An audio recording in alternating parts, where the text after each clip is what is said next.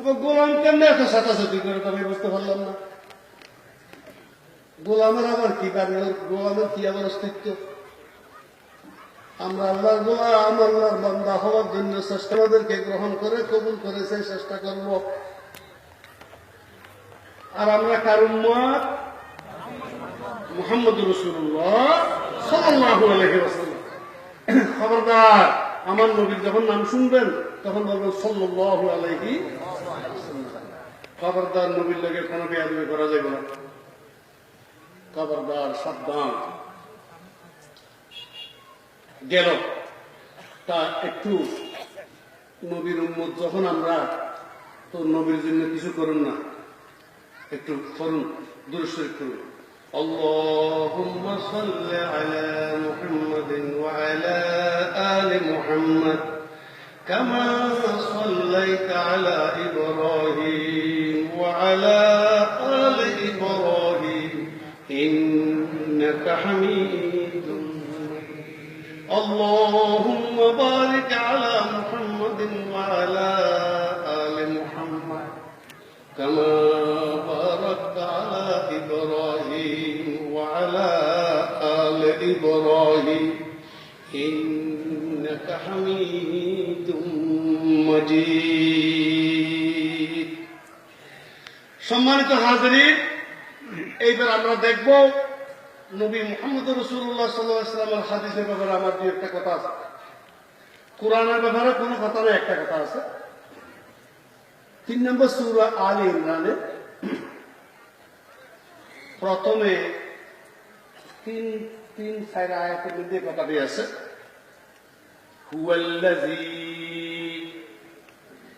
হুয়াল্লাযী আনজালা عليك الكتاب منه آيات محكمات هن أم الكتاب وأخر متشابهات فأما الذين في قلوبهم زيغ فيتبعون ما تشابه منه ابتغاء الفتنة وابتغاء تأويله وما يعلم تأويله إلا الله والراسخون في العلم يقولون آمنا به كل من عند ربنا سبحان الله। হুয়াল্লাযী, ওই আল্লাহ, ওই জাত, ওই সত্তা, আনজালা আলাইকাল কিতাব, ওই আল্লাহ আপনাকে কিতাব দিয়েছে, আপনার কাছে কিতাব পাঠিয়েছে, অর্থাৎ কোরআন শরীফ পাঠিয়েছে। তাহলে আমরা বুঝতে পারলাম কোরআন শরীফটা কে পাঠিয়েছে? আল্লাহ। কার কাছে পাঠিয়েছে? মুহাম্মদ সাল্লাল্লাহু আলাইহি ওয়াসাল্লামের কাছে। আলহামদুলিল্লাহ। তো আবার আল্লাহ বলতেছে মিনহু, ওই কোরআনের মধ্যে থেকে এমন কতগুলো আয়াত আছে, আয়াতুম মুহকামাত, একদম স্পষ্ট, কোন রকমের অস্পষ্টতা নাই, কোন রকমের সন্দেহ গুঞ্জাইশ নাই, স্পষ্ট কতগুলো আয়াত। হুন্না উম্মুল কিতাব, এগুলো হলো কোরআনের আসল, কোরআনের মূল, এটা হলো কোরআনের সার। ওয়া উখারু মুতাশাবিহাত, ওই কোরআনের মধ্যে আর কতগুলো আয়াত আছে যেগুলোর নাম দেওয়া হয়েছে মুতাশাবিহাত। একটার লগে আরেকটা, একটার লগে আরেকটা মিলে যায়, উপমা হয়ে যায়, মেসাল হয়ে যায়, উদাহরণ হয়ে যায়, বিভিন্ন রকমের সন্দেহ, পুরো অর্থ ভালো করে বুঝতে কষ্ট হয়ে যায়, অস্পষ্ট। এগুলোকে বলছে আয়াত মুতাশাবিহাত। এইবার আল্লাহ কতগুলো মানুষের পরিচয় দিতেছে কিরকম? ফাআম্মাল্লাযীনা ফী কুলুবিহিম যায়গুন, এমন কতগুলো মানুষ আছে যাদের মনের মধ্যে, যাদের কলবের মধ্যে, যাদের অন্তরের মধ্যে কি আছে? বেমার আছে, রোগ। গাছের মধ্যে বেমারে ধরে, ধানের মধ্যে বেমারে ধরে, বান্দা মানুষের কলবের মধ্যে কি আছে? ব্যায়াম আছে, বেমার আছে, রোগ আছে। কি রোগ? فَيَتَّبِعُونَ مَا تَشَابَهَ مِنْهُ ابْتِغَاءَ الْفِتْنَةِ وَابْتِغَاءَ تَأْوِيلِهِ। নিজের থেকে এগুলোর একটা, নিজের থেকে একটা আইডিয়া দিয়ে একটা অর্থ করার জন্য চেষ্টা করে, তাবিল করে, আর মানুষকে বিভ্রান্তির মধ্যে, মানে ফিতনার মধ্যে কি ফেলিয়ে দেওয়ার লাগি তারা ওই যেগুলো আয়াত আল্লাহ বলছে স্পষ্ট নয়, এইগুলোর পিছিয়ে তোমরা এগুলো নিয়ে মাথা কামায়, এগুলো নিয়ে কি মাথা কামায়, এগুলো নিয়ে এসে আধ্যাত্মিক মারফত এগুলো সবকিছু করে। কোরআনের যে সমস্ত আয়াত অস্পষ্ট, বোঝা যায় না, আল্লাহ বলতেছে ওয়া ইয়ালামু তা'বীরাহু ইল্লাল্লাহ। এই মুতাশাবিহাত আয়াতগুলোর অর্থ পৃথিবীর কোন মানুষ সঠিক কোনটা এটা জানে কে? আল্লাহ। আর কতগুলো আয়াত এগুলো মুহকামা, স্পষ্ট, বোঝা যায়, কেমনে চলবেন, কেমনে ফিরবেন, কেমনে সংসার করবেন, কেমনে নামাজ পড়বেন, সালাত আদায় করবেন, কেমনে রোজা রাখবেন, কেমনে সংসার করবেন, মা সাথে ছেলের, ছেলের সাথে মার, বাবার সাথে ছেলের, ভাইয়ের সাথে বোন, বোনের সাথে ভাই, খারাপ মহল্লা, প্রতিবেশী, মসজিদে ঢুকে মসজিদ থেকে বাইর হওয়া, ফসলা পেখানতে যাওয়া, আসা, গোসল করা, উজু করা, ইস্তিনজা করা, আপনার বিবি তালাক, সংসার ইত্যাদি কিভাবে করতে হবে, আমার মাওলায়ে হাকিকি রহমান রহিম রব্বুল আলামিন ওই আয়াতে মুহকামার মাধ্যমে আমাদেরকে সুন্দর করে জানিয়ে দিয়েছেন। সুবহানাল্লাহ। আল্লাহ যেগুলো জানিয়ে দিয়েছেন এগুলো জানবো, নাকি আল্লাহকে বাদ দিয়ে অন্য আরেকজনে আনতাজি, মানে কি বলছিলাম, দলিল না থাকলে কি আনতাজি, আইডিয়া করে, বুদ্ধি হারিয়ে, ব্রেন হারিয়ে, জ্ঞান হারিয়ে, সুন্দর করে মালিশ করে একটা দিয়ে দিলাম।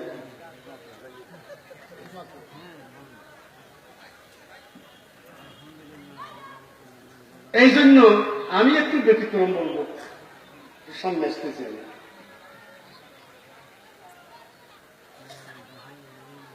একটু কথাটা বুঝুন, তাহলে পরিষ্কার হয়ে যাবে। এখন তাহলে আল্লাহর যতগুলো আছে সবগুলো এখানে রাখে, ওয়াজ শেষ হয়ে যাবে, তারপরে এগুলো নিয়ে কথা। এবং এটা নবী শূন্য, নবী যখন কিছু বলতেন, অনেকে কিছু প্রশ্ন করতেন, তখন সব প্রশ্নগুলো নবী কি করতেন, সুন্দর করে রাখতেন। কথা বলা ওয়াজ শেষ, তারপরে এগুলো কি দিতেন, উত্তর দিতেন। এখন আমরা নবীজির উম্মত না, আমাদেরকে সেই অনুসরণ, ভাই যা ভাড়ান দেন, এখন বলবো না, এখানে জমা থাকবে। এই গেল কোরআনের কথা, কতগুলো স্পষ্ট আর কতগুলো অস্পষ্ট। এবার আসুন হাদিসের মধ্যে। সমস্ত হাদিস কি আমাদের মতো সাধারণ মানুষ কি সব হাদিস মুখস্থ করে রাখা সম্ভব? সম্ভব না। তারপর আমরা কিছু লিখে রাখি যাতে ভুল না হয়।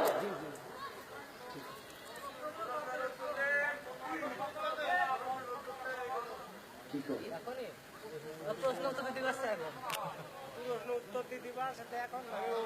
প্রশ্নের উত্তর দেব, ইনশাল্লাহ দেব। আসছি যখন সিটান থেকে না দিয়ে যাব না, দেব। একটু ধৈর্য ধরেন, একটু ধৈর্য ধারণ করেন, প্রত্যেকটি প্রশ্নের উত্তর দেওয়া হবে ইনশাল্লাহ।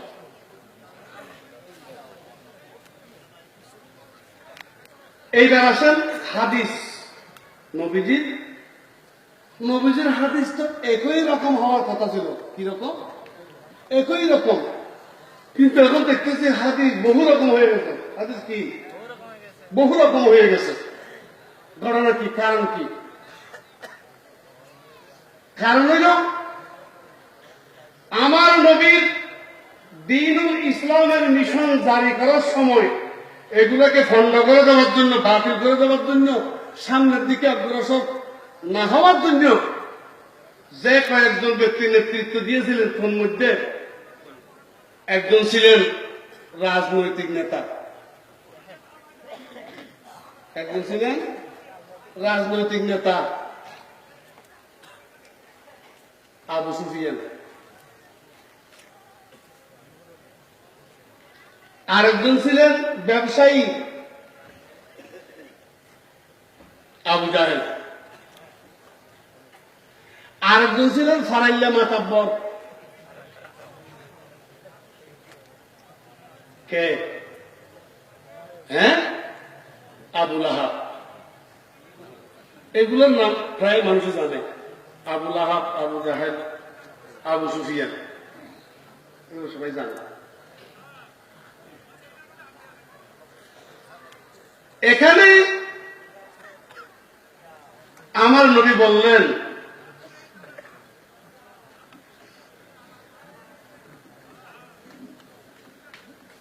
মাইয়াকুল লাম আকুল,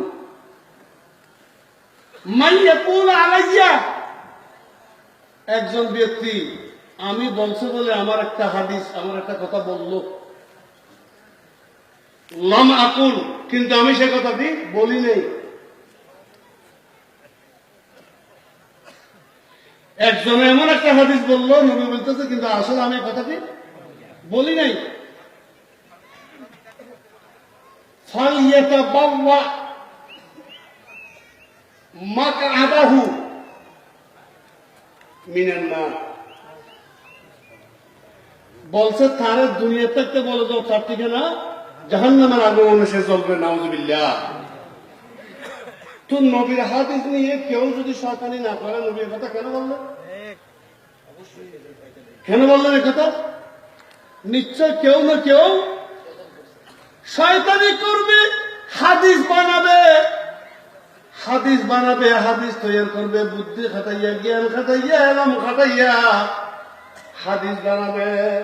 নবীর আসল কথা, আসল হাদিস, সহি হাদিস, শুদ্ধ হাদিস গুলাকে ড্যাম করে দেওয়ার লাগি, ব্যর্থ করে দেওয়ার লাগি এমন কিছু কুচক্র, এমন কিছু জ্ঞানী দুই আছে যারা নবীর নামে হাদিস বানায়, যারা নবীর নামে হাদিস বানায়।